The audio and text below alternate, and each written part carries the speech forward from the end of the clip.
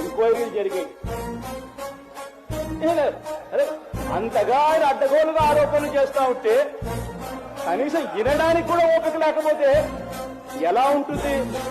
చేయని తప్పుకు మీ అందరి బబువులందరితో నేను ఇలా అనిపించుకోవాలంటే నాకెలా ఉంటుంది?